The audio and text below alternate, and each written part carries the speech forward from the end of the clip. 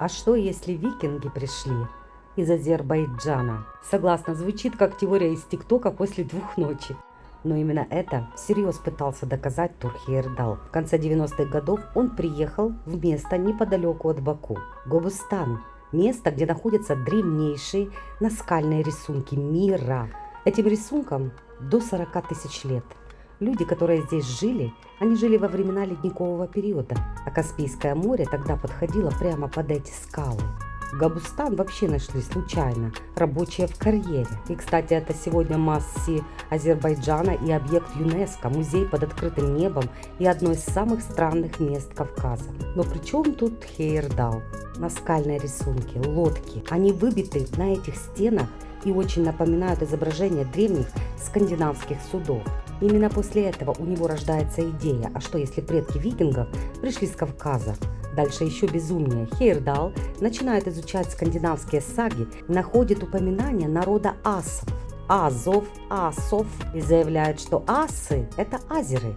А Один, возможно, и не был богом, а реальным вождем, которого позже превратили в мифологического персонажа. Историки, конечно, тогда все взорвались. Большинство ученых назвало это псевдонаукой и красивой легендой. Но Хейердал до конца жизни стоял на своем и несколько раз возвращался в Азербайджан с раскопками и исследованиями. И знаете, что еще самое интересное? Провели генетические исследования, и оказалось, у части скандинавских народов есть следы древних южных кавказских миграций. Плюс викинги реально ходили через Восточную Европу к Каспию, и это не теория, это факт. И еще одно удивительное совпадение. На Кавказе до сих пор живет древний народ. Их называют удины или удины, одины. Правда же, очень похожи.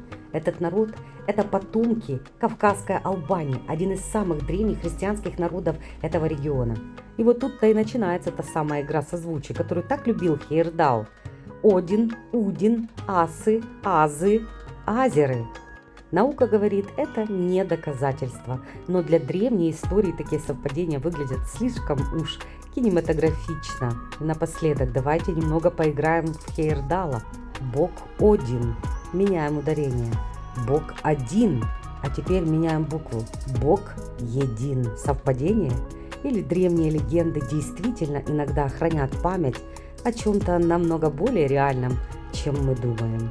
Ну и еще полезная информация. Если вы хотите себя почувствовать Хейердалом, увидеть это все вживую, можно в любой день. Музей Гобустана открыт ежедневно с 10 до 5 вечера. Дорога занимает от Баку примерно час. Обязательно загляните в интерактивный музей. Цена вопроса $6. Не забудьте взять удобную обувь. Ходить придется по скалам. Ну а такси заказывайте сразу туда и обратно. Как вам версия? Пишите.